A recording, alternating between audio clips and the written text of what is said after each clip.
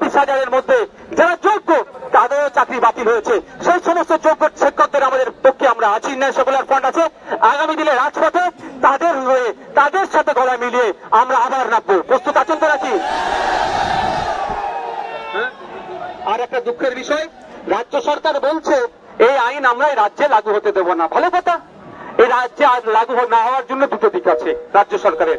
একটা, সরকারের প্রধান হয়ে সুপ্রিম কোর্টে মামলা করা, উনি এখনো কিন্তু করছেন না।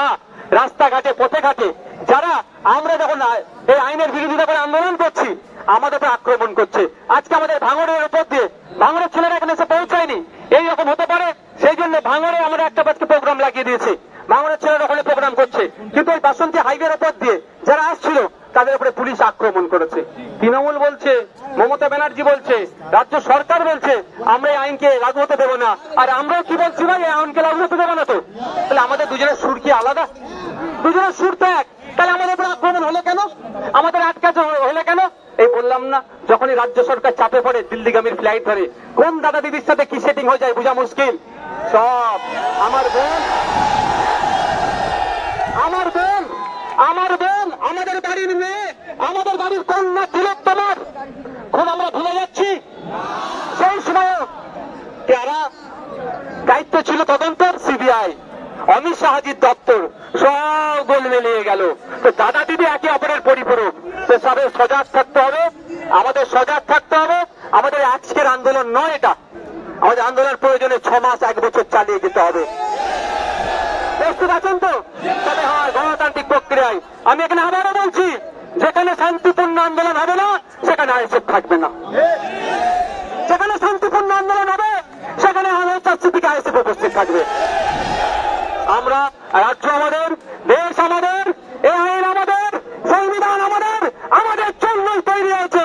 তাই সংখ্যার চোর দেখিয়ে যদি কেউ সংবিধানের আইনকে পরিবর্তন করতে কেউ চায়, আমরা গণতান্ত্রিক প্রক্রিয়াতে, মাঠে ময়দানে থেকে গণতান্ত্রিক প্রক্রিয়াতে এবং কোর্টে গিয়ে, সুপ্রিম কোর্টে গিয়ে এই আইন পরিবর্তন করাবো।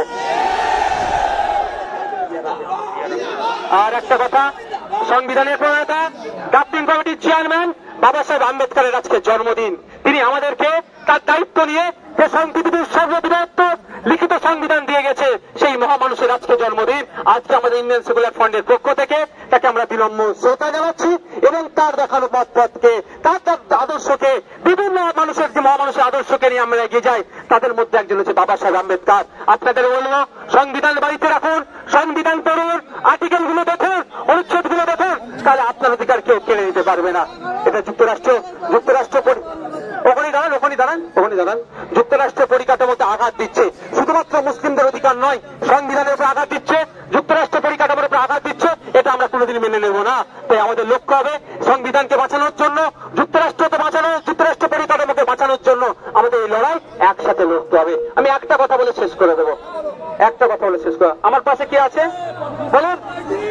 বিশ্বজিৎ মাইতি। আমার পাশে কে আছে? লক্ষ্মীকান্ত হাসদা। আমার পাশে কি আছে? সাবির বাবু আছে। আমার পাশে পিয়ারুল আছে। আমার পাশে কুতুব ভাই আছে। আমাদের নাসির সাহেব, শাহাবতী সিরাজি, আরো যারা আছে, আমার অনির্বাণ দা আছে, আরো নেতৃত্বরা আছে। আরে তাপস দ্বারা সব মানে কোথায় ভিড়ভার সাথে অনেকে উঠতে পারেনি। কেন এরা একসাথে আছে? যেটা মুসলমানদের সমস্যা হতো একসাথে থাকতো। সমস্যাটা দেশের, সমস্যাটা সংবিধানের উপর আঘাত দিচ্ছে, তার জন্য একসাথে আছে। আপনারা এখানে আমাদের কর্মী সমর্থক ভিন্ন সম্প্রদায়ের আছে। মমতা ব্যানার্জির ওই জন্যই তো ভয়, শুভেন্দু বাবুর ওই জন্যই ভয়। শুভেন্দু বাবু, মমতা ব্যানার্জিরা চাইছেন এটাকে মুসলিমদের ইস্যু করে দিতে, আর আইএসএফ বলছে ভুল ইস্যু তৈরি করলে ভাই তোমাকে আমরা বাইনারি আমরা খেলতে দেব না। এটা মুসলমানের শুধু ইস্যু নয়, এটা নাগরিক ইস্যু। আগামী দিনে দেবত্ব সম্পত্তি গুলোকে এরা খাবে। আগামী দিনে এরা শিখ ভাইদের গুরুদুয়ারাতে সম্পত্তি আছে, লুটে নিতে পারে। আগামী দিনে চার্চের সম্পত্তিরা লুটে নিতে পারে। তাই আমাদেরকে ঐক্যবদ্ধ হতে হবে। লুটে নিতে পারে। তাই বলবো আপনাদেরকে, আমাদেরকে সজাগ সতর্ক থাকতে হবে। কারো প্রয়োজনে পা দেবেন না। মনে আজকের মিছিল এখানেই আমাদের বাবা সাহেব আম্বেদকরের মূর্তিতে যাওয়ার কথা ছিল, কিন্তু সবই তো বুঝতে পারছেন সাপ হয়ে কামড়াচ্ছে আর ওজা হয়ে ঝাড়ছে। বলছে মেয়াকাপকে আটকাবো, কিন্তু এখানে আমাদেরকে আসতে দিচ্ছে না। যাক, সবার শেষে ভাই একটা অস্ত্র আমাদের কাছে রাখতে হবে। অস্ত্রটার নাম কি জানেন? অস্ত্রটার নাম কি বলুন তো? ডান্ডা লাগবে না, ডান্ডা লাগবে না, এইটাকে ঠিক করুন, এটাকে ঠিক করুন।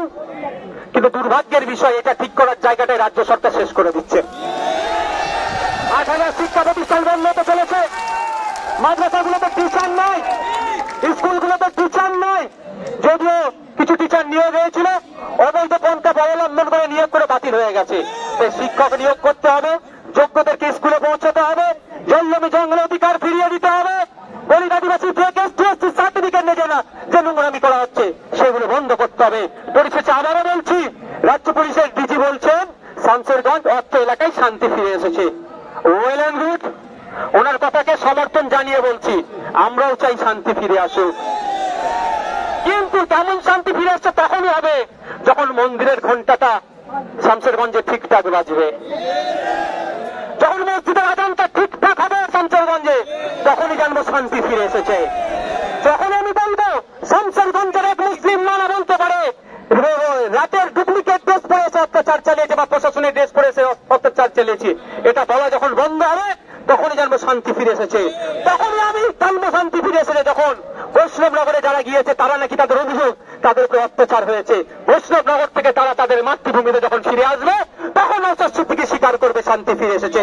এটা রাজ্য সরকারের কাছে আমি বলে রাখলাম, অবিলম্বে মন্দির মসজিদে আপনার ঘন্টা থেকে আজান যাতে দ্রুত হয় তার ব্যবস্থা হোক, এবং সাথে সাথে আমাদের যার ভাইরা ক্ষতিগ্রস্ত হয়েছে রাজ্য সরকার দায়িত্ব নিয়ে তাদের ক্ষতিপূরণ করুক। কেন বললাম গোয়েন্দা দপ্তর ব্যর্থ হয়েছে। নওশাদ সিদ্দিকীরা মিছিল করতে যাবে, কোন রাস্তাতে লোক আসবে সব জানতে পেরে গেলেন আপনারা, সে রাস্তায় আটকে দিচ্ছেন। নওশাদ সিদ্দিকীদের নেতা কোথায় আছে? নওশাদ সিদ্দিকের নেতা কোথায় আছে? গত রাত থেকে গিয়ে তাদের বাড়ি বাড়িতে পুলিশ গিয়ে বলছে তোদের মিটিং তো ক্যান্সেল হয়ে গেছে রে, এইটা বলাতে আপনারা পাচ্ছেন, নওশাদ সিদ্দিকের নেতা খুঁজে পাচ্ছেন। তাহলে একটা এলাকায় অশান্তি হয়, আপনারা গোয়েন্দা বিভাগ কি করছে? গোয়েন্দা বিভাগ যদি ব্যর্থ হয় তাহলে তুলে দিন, ওএলএক্সে বেঁচে দিয়ে পেঁয়াজ নিয়ে নিন, ওএলএক্সে বেঁচে দিন, আর নাহলে আমাদেরকে দায়িত্ব দিন। আমার পুলিশ, বেঙ্গল পুলিশ, আমার ক্যালকাটা পুলিশ সাফিসিয়েন্ট না থাকলেও ভ্যাকান্সি প্রচুর, বেচারীদেরকে 16 ঘন্টা 18 ঘন্টা ডিউটি করতে হচ্ছে, তার বিরুদ্ধেও আমরা বেচারীদেরকে দিয়ে দিচ্ছি না ঠিকঠাক, তার বিরুদ্ধে বিধানসভায় আমি বারবার সোচ্চার হয়েছি, দিয়া হোক দিয়ে। তারপরে বলছি আমাদের যা পুলিশ আছে যদি নিরপেক্ষ কাজ করতে দেয় না, এই দাঙ্গাবাজদের মেরে ঠান্ডা করে ফেলছে আমার পুলিশ, আমাদের পুলিশ, ক্যালকাটা পুলিশ, আমাদের বেঙ্গল পুলিশ, আমাদের গর্ব। কিন্তু দুর্ভাগ্যের বিষয় রাজনীতিকরণ হয়ে যাচ্ছে, ফলে দাঙ্গাবাজদের জন্য লাঠিটা পেছন দিকে রাখছে, আর যারা সংবিধানকে প্রতিষ্ঠা করার চেষ্টা করছে, সংবিধানের উপর আক্রমণ হচ্ছে, যাগুলোকে আটকানোর চেষ্টা করছে তার বেলায় লাঠি তুলছে। বন্ধুগণ, এর জবাব আমরা কবে দেব? গণতান্ত্রিক প্রক্রিয়াতে। এই আন্দোলন শুধু 2026কে সামনে রেখে নয়, এই আন্দোলন 6 মাস 1 বছর চললে অসুবিধা হবে কারো? আগামী দিনে কলকাতায় আমরা অবস্থান বিক্ষোভ করব, শান্তিপূর্ণ অবস্থা আসবেন। আজকে এখানে বক্তব্য এখানে শেষ করছি।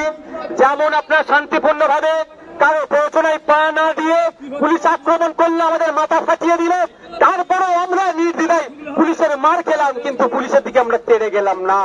এটা আইএসএফ এর আদর্শ। ঠিক একইভাবে আপনারা শান্তিপূর্ণ ভাবে এখান থেকে বিদায় নেবেন। আমি ধন্যবাদ জানাই ক্যালকাটা পুলিশের এখানকার যারা ঊর্ধ্বতন কর্তা ছিল এবং কনস্টেবল থেকে শুরু করে প্রত্যেকটা কর্তাদেরকে, তারা আমাদেরকে যতটা হলেও সহযোগিতা করেছে এই খেলে। আর ওখানে যারা আমাদের উপর আক্রমণ করেছে তাদেরকে ধিক্কার জানাই, তাদের কিন্তু হিসাব গণতান্ত্রিক প্রক্রিয়ায় আমরা বুঝে নেব। আপনারা আস্তে আস্তে এখান থেকে বিদায় নেন, এখানে একটু স্লোগান দিয়ে বিদায় নেব।